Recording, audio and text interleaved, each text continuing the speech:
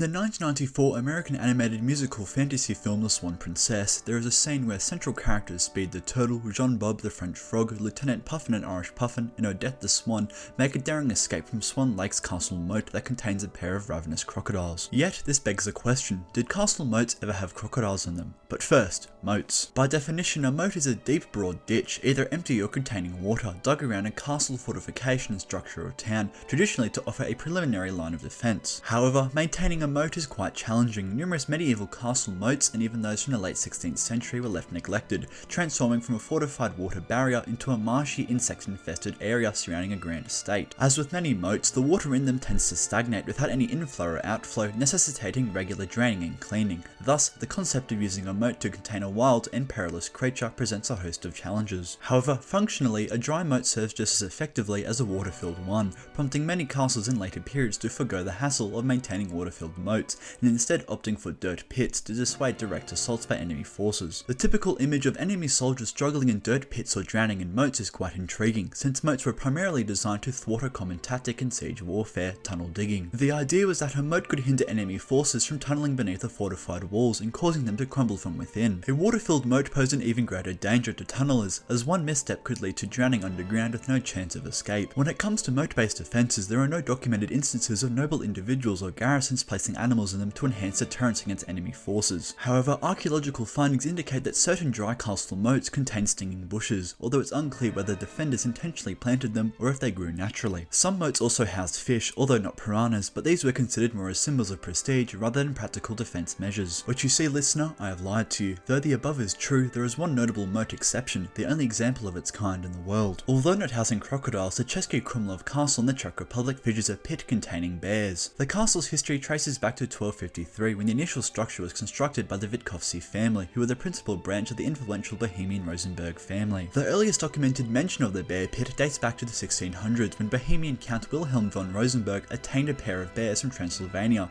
and placed them within the castle grounds as a means of deterring potential enemy forces. It is also speculated, albeit lacking concrete sources, that prisoners may have been cast into the pit as a form of punishment/execution. Today the tradition continues, and there is consistently at least one bear residing in the castle grounds. However, their presence is for primarily ceremonial and tourist attraction purposes, rather than serving an actual defensive function. As for the notion of crocodiles inhabiting castle moats, there is a lack of concrete evidence to support such claims. However, there are rumours circulating about a crocodile moat at Castelnuovo in central Naples. These rumours stem from accounts by the Italian politician and historian aptly named Benedetto Croce, who wrote about the castle in the 19th and 20th century. In his work Neapolitan Stories and Legends, Croce describes during the reign of Queen Joanna II of the House of Anjou. In that castle, there was a moat under the level of the sea, dark, humid, where the prisoners, who they want to more strictly castigate, were usually put.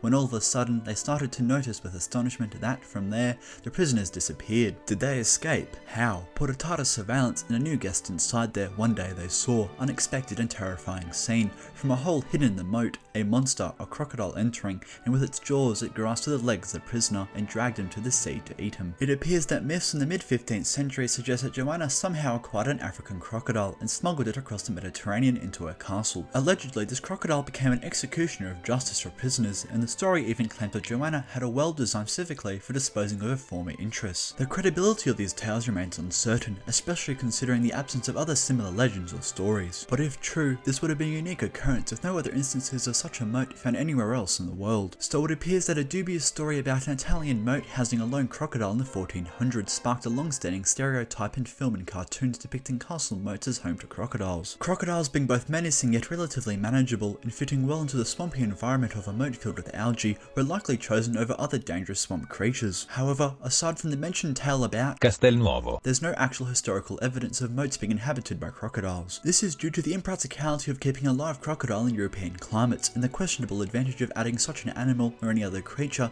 to the already formidable defensive nature of a moat. This has been me, Jack, and if there's a crocodile in your moat, please leave a comment down below.